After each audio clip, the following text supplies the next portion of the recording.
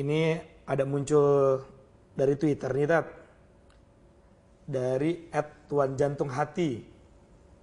Ini menanyakan bagaimana hukumnya pada bulan Ramadan sepasang suami istri melakukan hubungan suami istri, tapi dia lupa mandi sampai selesai azan subuh, Tat.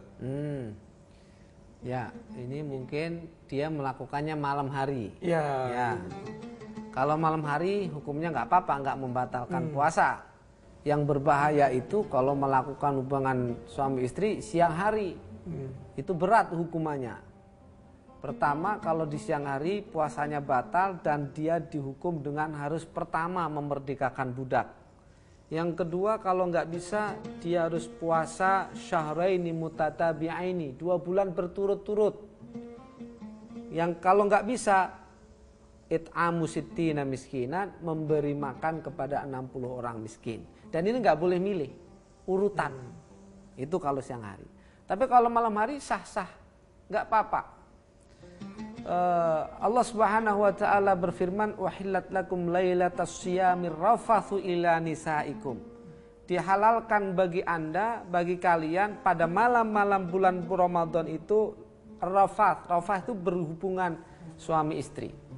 Ayat ini sebenarnya turun itu karena Umar ibnul Khattab pada pagi-pagi hari menjelang subuh datang kepada Rasulullah mengadu, "Ya Rasulullah, celaka saya menggauli istri saya." Rasulullah terdiam karena belum ada ayat turun. Umar begitu gelisahnya menunggu, kemudian beberapa waktu kemudian turunlah ayat itu.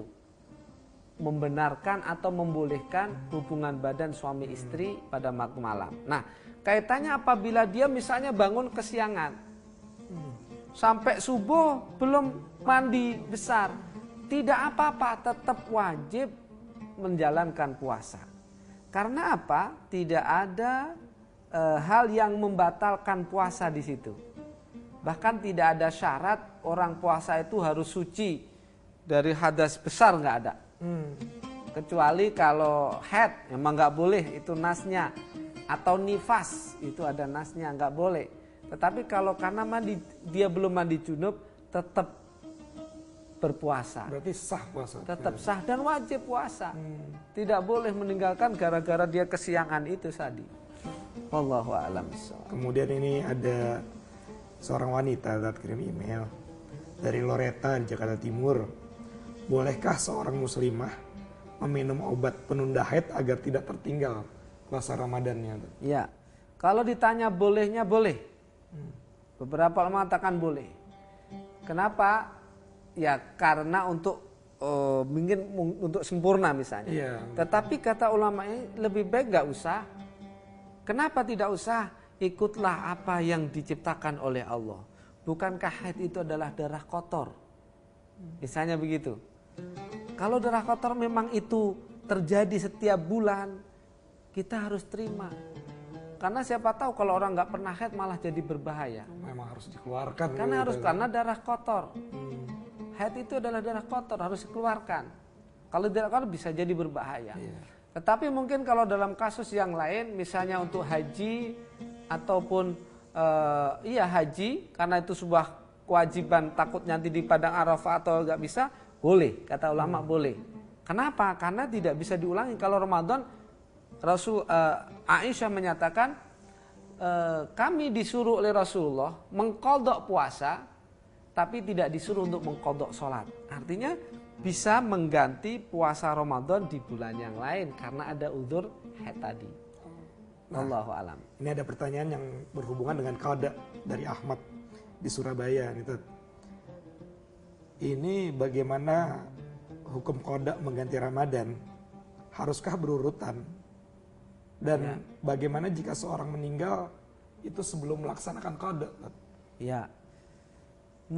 Mengqadha puasa itu tidak wajib berurutan.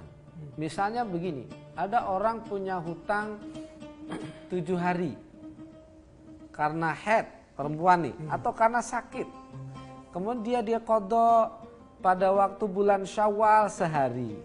Nanti bulan berikutnya sehari lagi. Sehari lagi boleh.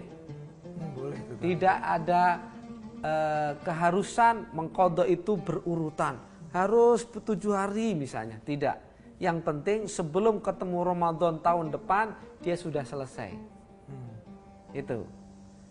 Wallahu a'lam. Kemudian yang kedua tadi, bagaimana seorang meninggal sebelum melaksanakan qada? ya, kalau orang sebelum meninggal, dia meninggal tapi belum mengganti qadanya, maka ahli warisnya membayarnya dengan mud. Dengan fidyah tadi, 1 mud. Ya sebanyak orang dia makan. Sebesar orang ini makan dikasihkan kepada fakir dan miskin. Yang bikin ada sedikit penasaran saya nih Tat ya. Itu kan sampai bertemu Ramadan berikutnya Tat. Ya. Seandainya belum dibayar juga tuh gimana Tat? Ya. Kalau kita menganut mazhab Syafi'i, maka dia itu harus mengqadha tahun lagi dan dikena fidyah. Karena waktu atau kesempatan mengqadha itu adalah antara Ramadan ini dan Ramadan berikutnya. Kok dia itu Ramadan berikutnya belum sempat lagi, harus ketemu setelah Ramadan yang kedua, dihukumlah kira-kira menurut mazhab Syafi'i itu dia harus mengqadha dan bayar fidyah. Tetapi kalau mazhab yang lain, yang penting dia harus tetap qadha. Karena qadha itu tidak ada batasnya sampai kapan. Nah begitu.